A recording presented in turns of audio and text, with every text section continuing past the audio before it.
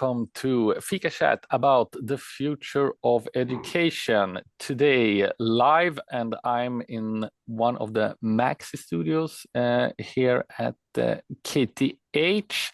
And this is, of course, a collegial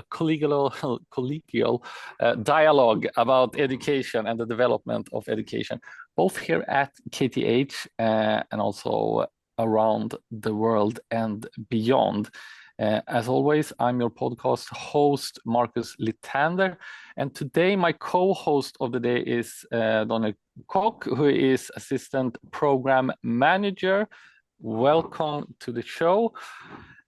And today's guest, welcome Rodrigo Muro, one of two recipients of KTH Pedagogical Prize 2024. Congratulations again.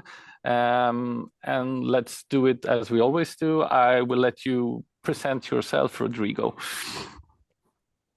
Thank you. Thank you for the invitation and having me here to share some thoughts. I'm Rodrigo Muro. I'm an architect and lighting designer working here at KTH as teacher in the program of architectural lighting design in the master program.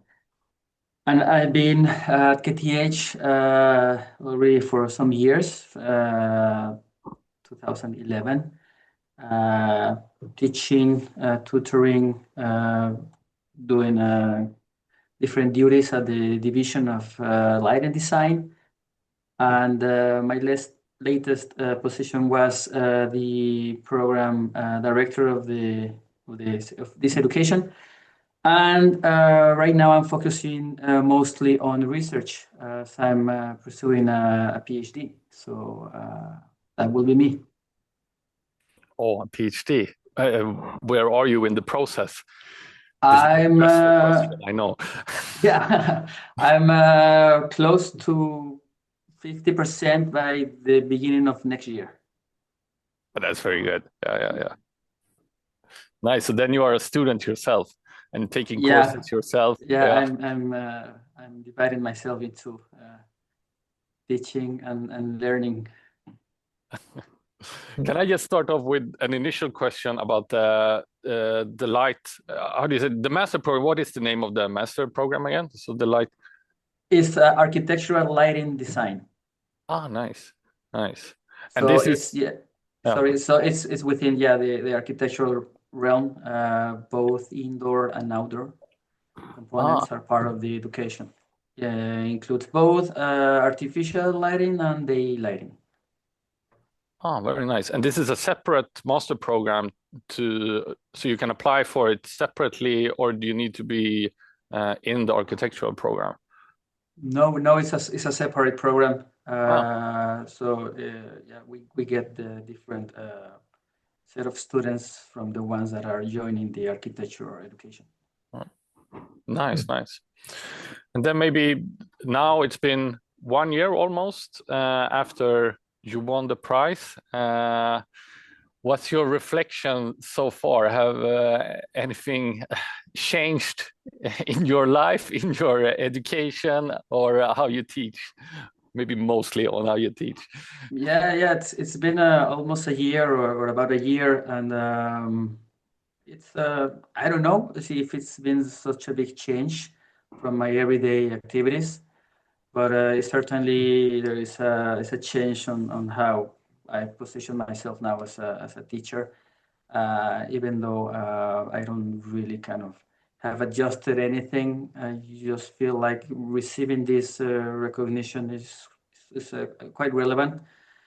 Not only for me, I mean, individually and personally, it is quite a kind of very success for me.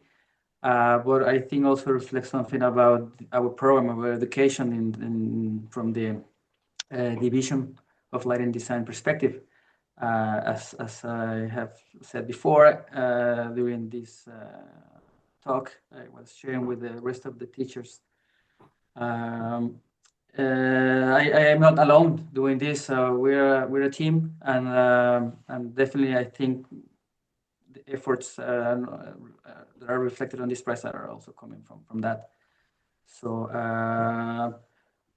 what has changed? I don't know. It's kind of it's definitely a milestone in my career as a teacher. Um, I don't know if there will be a before and an after. That I think that time will decide that, but it is definitely kind of just by coincidence matching my activities as I'm jumping much more into research. There has been also a shift there, but it's not that much connected to being the recipient of the prize. So it just yeah, Yeah. a feeling of achievement basically. Mm. That's good to hear. I mean, I remember in your keynote also you say that it's not often that you have the chance to sort of give presentations actually around pedagogy, that it's much more on topicals around lighting designs or like for your teaching, but actually about teaching is not so common. So the keynote there at the when receiving the prize was an opportunity to reflect on that.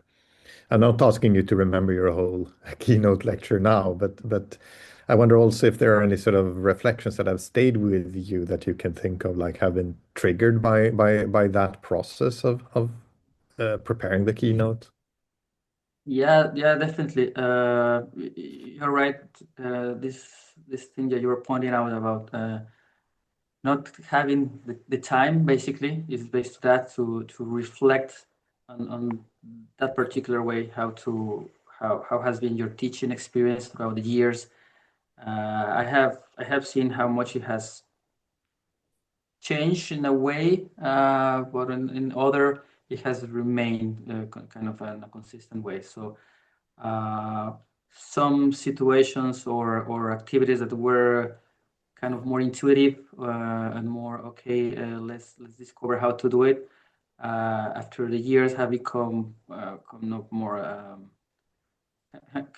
there has been a kind of a foundational work into that. So now they make much more sense uh, from a pedagogical perspective. Uh, while at the beginning was more intuitive, as I said before. So it's basically throughout the years what I have gained is more know-how and experience of how things can develop. What are the different options? And then I think that's a very important thing is to be able to be flexible and adapt to the situation because every year has its own challenges. Every batch of students is very different from the previous. So there's some flexibility there. I would say that that's definitely needed. And one other topic that stood out to me in your keynote that I'd like may have a little bit more time to reason around here, I was thinking was that you used the phrasing taking learning seriously, which I find very intriguing and important. So if you could just sort of Sure, introduce that sure. again, and then we can talk a little bit more about that. Yeah, it's I think it comes from the responsibility one has as a teacher to be close to the students uh, in both situations, either in front of them or next to them, to guide them. And that for me is kind of a huge responsibility because they are very open. They trust your judgment. They listen to you and they take. I will not say for granted what you say, but they listen to you, even though there is this situation that we tell them you don't have to trust me. You don't have to Mm. think that whatever I said is the final truth. So we encourage them to be critical on what teachers are saying. So from that perspective, what I mean is it needs to be taken seriously uh, because you are forming professionals. You are Mm. introducing concepts that need to be true and accurate. You introduce to them perspectives from a profession that need to be close to reality as much as possible once they're out of the academic environment. and they should be able to integrate into the profession. So yeah, it's that for me entails huge responsibility as a teacher. And that involves you keeping it updated, do research, read a lot, know what is the latest in technology, in lighting design projects, what is happening with the changes in regulations, what are the upcoming questions, and right now we're actually working on more or less similar to the title of this talk, what is going to happen with the future of our education. As coincidentally, we are celebrating, or we will be celebrating 25 years of this education this year. So that's also a nice chance to go back and see what happened, and then raise the questions to alumni and see how we could actually adjust for the future, not only of the education, but of the profession as well, because education needs to evolve together with whatever changes are happening in the professional field. Yeah. But it also, when hearing you now and also back then, but maybe even more now, it also reminds me of how I increasingly have considered the responsibility, as you say, that when moving into feedback sessions or discussions with students or presentations, that it's not about us being there and giving feedback as a general thing. It's a responsibility we have. Every student should get valid feedback with some kind of pedagogical ground to see where they are and how to move further. This is a responsibility. This is not something that is sort of for us or like a general sort of feedback session. It's a very important moment which we must take seriously. Definitely, and also the fact that I mean, not to put or place our own ideas inside the students' thinking. So support them to develop their own way, their own thinking, their own approach. Yeah. And a curious thing that I have experienced is that I've been teaching in both programs, both masters in architecture and in architectural and design. And it has been kind of an interesting thing to observe how I had the need to change my hat, let's say. So when I am with the architecture students, I position myself much more from an architect perspective. And when I'm with the lighting students, more with that perspective. And it's difficult to be able to have this flexibility mental wise. And then I have also professional experience in both fields. So that's something that actually kind of helps me quite a lot to bring into the classroom. But certainly I cannot, or I wouldn't deliver the same information to one group of students and the other, because they have different interests, they have different focus, and they at the end they will be two different professions. Yes, that they complement each other, but they're different. Yeah. So that, I mean, what you're saying, which you also said earlier explicitly, but I think this is also like a somewhat concrete way of saying understanding them, working with the students, because giving feedback, teaching, you need to, what you're saying is that you need to, as I understand it, you need to sort of understand where they are. Yeah. Because if you don't do that and speak sort of from that perspective, then the feedback will not be good or as good, even if it's relevant from a sort of objective or whatever point of view. It might not work because it's not speaking to them or with them, maybe we should say. True. Yeah. Speaking from now, I'm getting interested. Like, do you think, maybe this is a question for both of you, do you think this type of feedback and how you provide feedback, is it kind of especially important in architectural and lighting design? Does it differ from other type of education? I will say yes. Mm-hmm. I have a very good opportunity to do a collaborative short course with architecture students and other students from other programs here at KTH, where we were three programs simultaneously running a short project, and it was definitely different what these three different sets of students require. Yeah, I will say definitely yes. Yeah. If you ask me what are the Yeah. details, that honestly Yeah. I don't know because I'm not that involved in those programs. Mm-hmm. Yeah. No, but I think I would say that yes, but it's also very much how the student trying to see how this what ways of receiving feedbacks have the students been trained in Mm-hmm. up until now, Well, because yeah. that really matters, both in terms of tone and type of feedback and how you phrase it and so on. And I personally find that both challenging and interesting, and I've definitely made some mistakes occasionally throughout, but also learned a lot from it. But I think you ask if it's sort of the type of feedback. Yes, it's different, but I think the approach has a quite wide spanning validity, I would say, Mm-hmm. especially if we're talking about training students to think independently and critically and work with open-ended problems, and help them to find and refine and define the challenges they work with. That requires a sort of dialogue where you're partially with them in that process rather than sort of instructing them on how to proceed.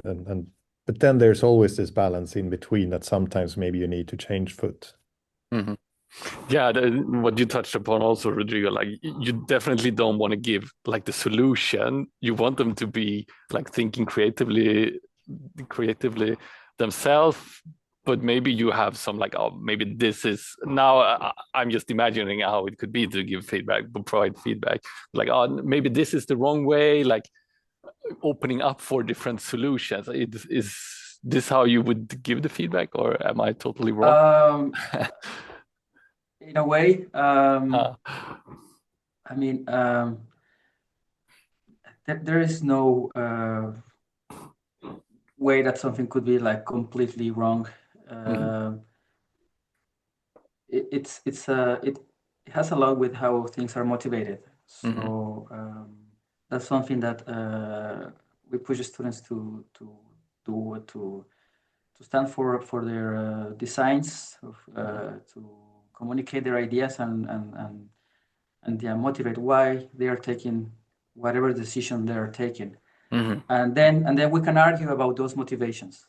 Yep. Not really about the design itself as an aesthetic technical solution, but more about what motivated you to decide this, to implement that, to assign this or that properties here and there. And then that's where we kind of focus a bit more. And then, yeah, I try to give more like hints of possibilities of how things could be resolved. Not to give them also just one answer, but for them to test a few of them and then decide by themselves which of these different ways of solving a thing suits more their objectives.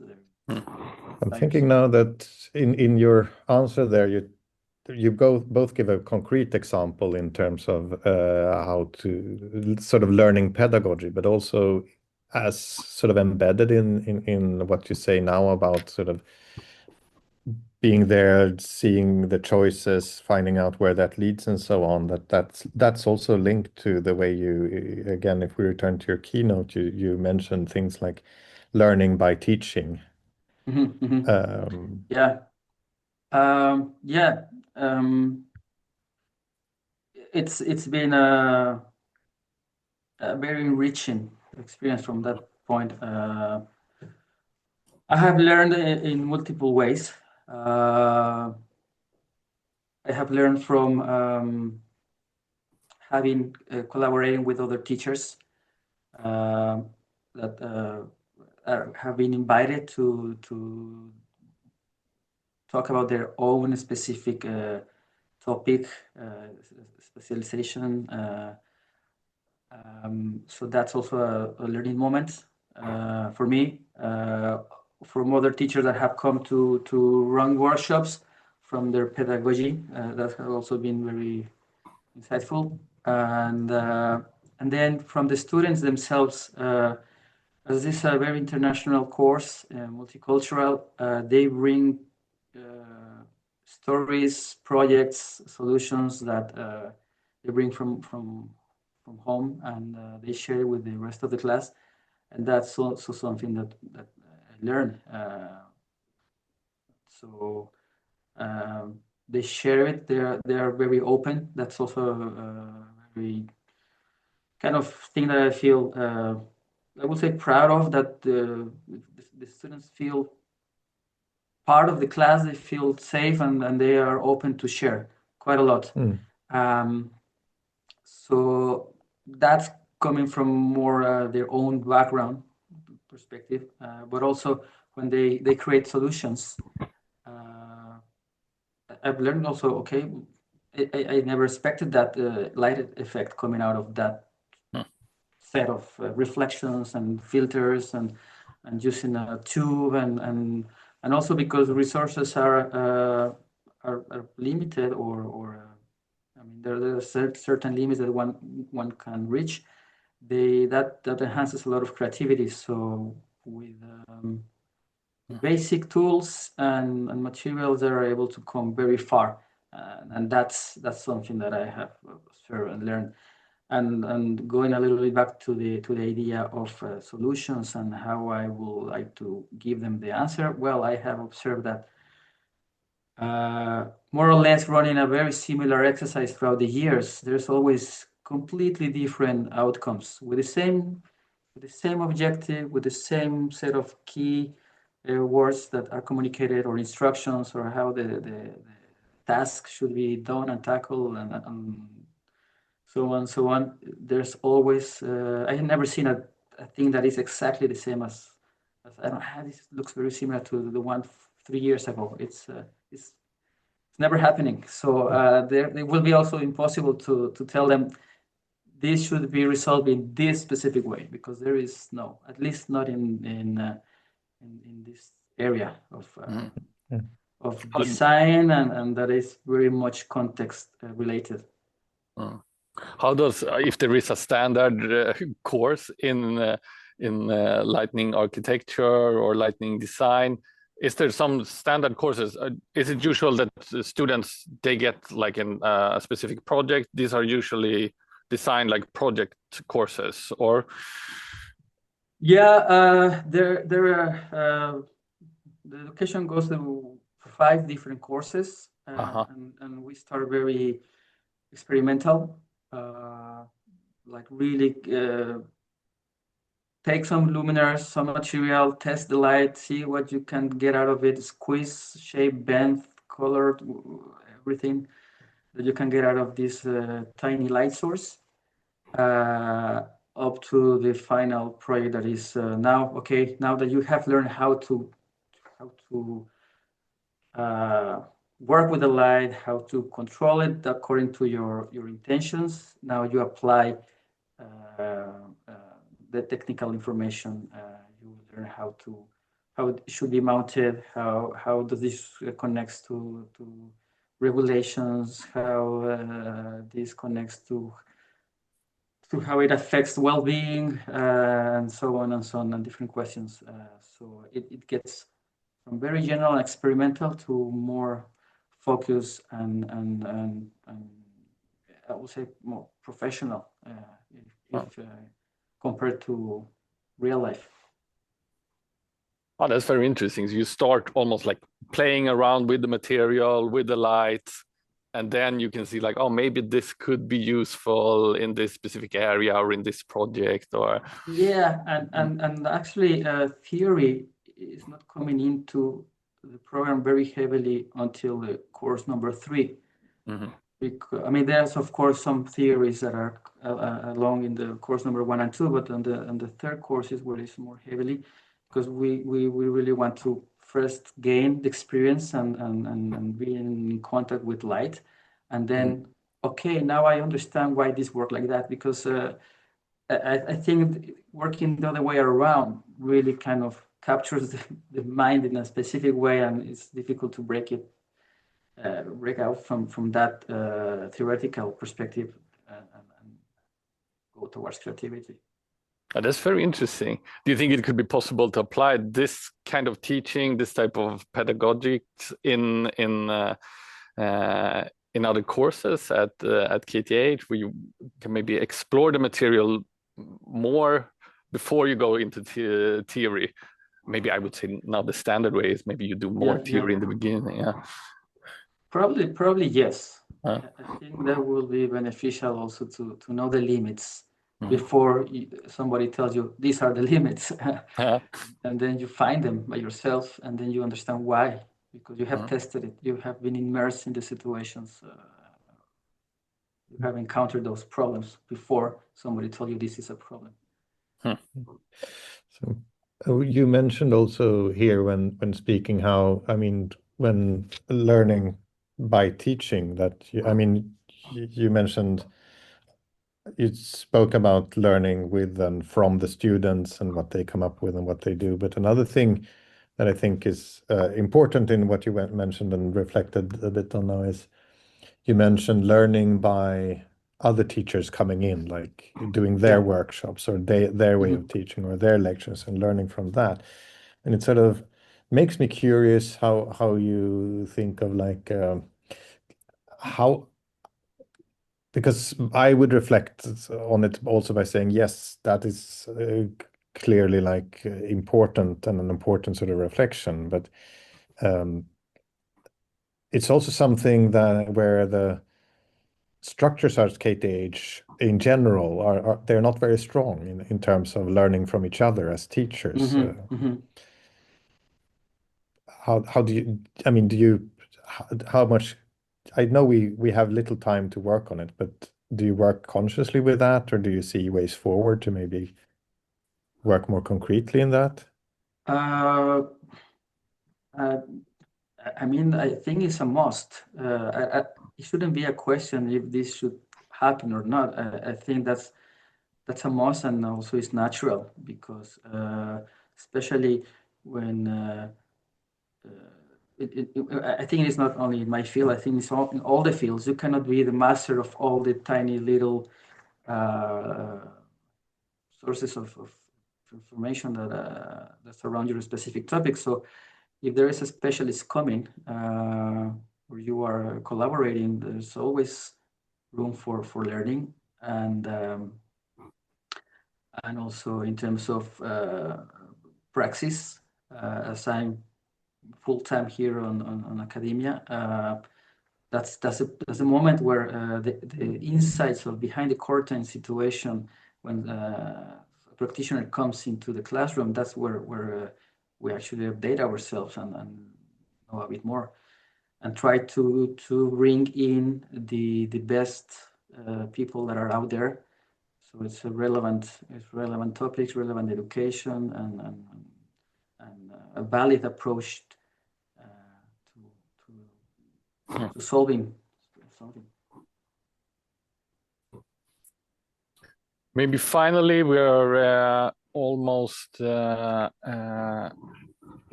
heading to the end of the talk. But finally, would you give if you have any advice to give teachers who want to make their classroom more experiential, reflective, and transformative? Do you have any recommendation? Hard question, but that's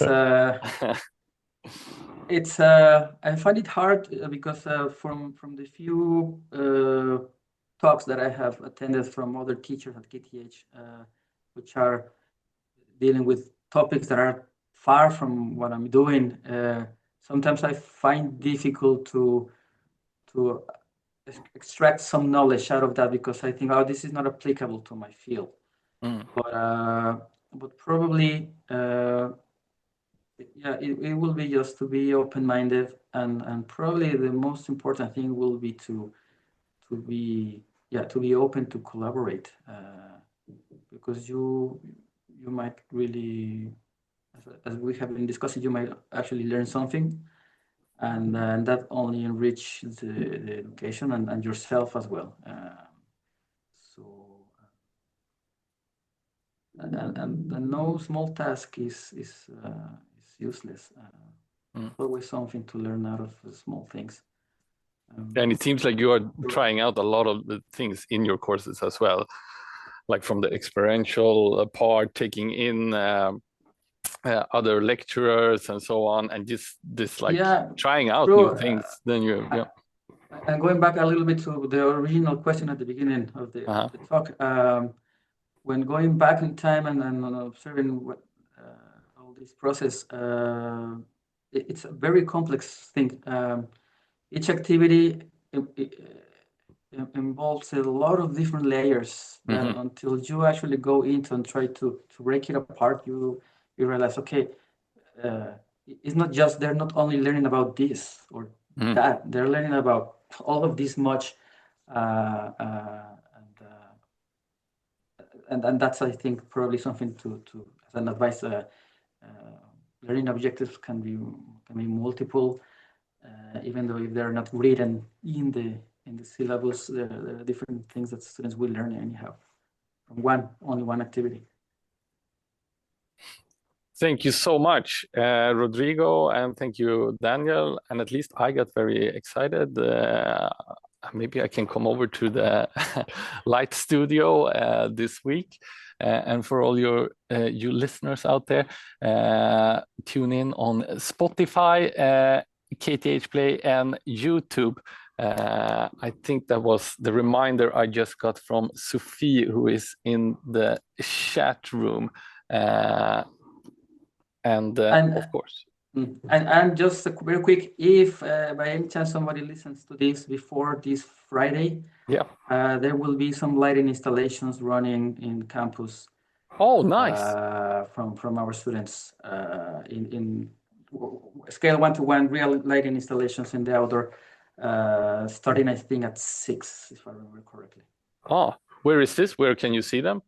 It is located in different places around Technic Ringen 76. So let's say that's the core, and then from that point there are, I think there are 6 installations. Oh, very interesting. For that night only. Oh, that's an excellent. Thank you for sharing. Yeah, I will definitely have a look myself. Okay. All right. Thank you so much. Thank you very much for this talk.